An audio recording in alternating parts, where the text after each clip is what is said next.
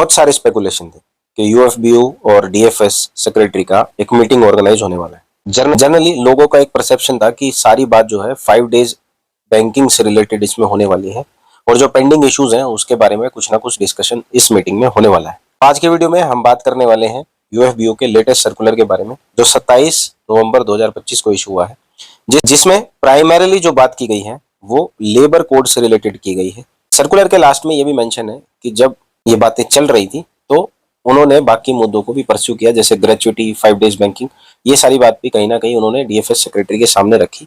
तो क्या आउटकम्स है इस मीटिंग में, वो सारे के सारे इस वीडियो में हमने देखने हैं। तो चलिए वीडियो को स्टार्ट करते हैं। तो होता क्या है, गवर्नमेंट ने 21 नवंबर 2025 को एक गैजेट नोटिफिकेशन इश्यू किया था जिसमें 4 लेबर कोड जो थे उनको इंप्लीमेंट किया गया था। ऑलरेडी ये लेबर कोड आ चुके थे, बस बेसिकली इसको क्या किया गया है, नोटिफाई किया गया है।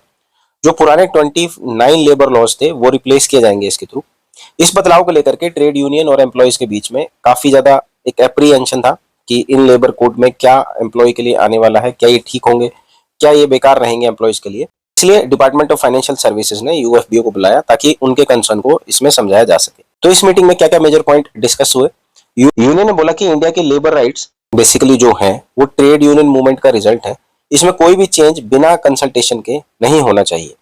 उन्होंने एक्सेप्ट किया कि चेंजेस जरूरी हैं, लेकिन डाइल्यूशन किसी तरह का उन्होंने एक्सपेक्ट नहीं किया गवर्नमेंट से कि किसी राइट में किसी प्रकार का डाइल्यूशन आए। जॉब्स को भी लेकर उन्होंने पॉइंट किया कि जो यूथ है बेसिकली उसको परमानेंट जॉब, स्टेबल जॉब चाहिए, टेम्परेरी नेचर के जॉब्स उन्हें नहीं चाहिए। इसलिए लेबर लॉ इस तरीके के होने चाहिए कि वो बेसिकली आपके परमानेंट एम्प्लॉय को प्रमोट करें, ना कि कॉन्ट्रेक्चुअल एम्प्लॉयमेंट को यहाँ पे प्रमोट किया जाए। और लास्ट में इन्होंने बोला कि एडवांटेज मीटिंग का लेते हुए इन्होंने इनका अटेंशन बेसिकली उन मुद्दों पर लेकर के आया जो अब तक पेंडिंग है, जैसे कि 5 days banking, filling up of post of workman and officer director in public sector banks, adequate recruitment of clerical sub-staff, security staff in the banks, और updation of pension, premium on group medical life insurance policy for retirees, जो basically union चाहते हैं कि bank उसको absorb करें।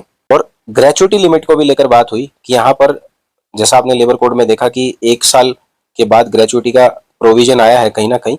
यहाँ इन्होंने बोला कि बैंक्स का जो कंसर्न है, जो बेसिकली यूनियंस का कंसर्न है, वो ग्रेचुइटी लिमिट को बढ़ाने को लेकर है, जिसको बेसिकली बोल रहे थे कि 25 लाख जो है 20 लाख से बढ़ाकर कर दिया जाए।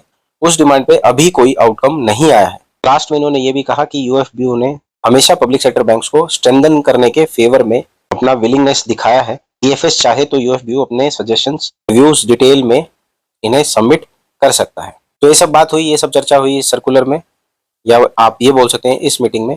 आगे के अपडेट्स के लिए आप हमारे चैनल के साथ जुड़ सकते हैं, हमारे चैनल को सब्सक्राइब कर सकते हैं।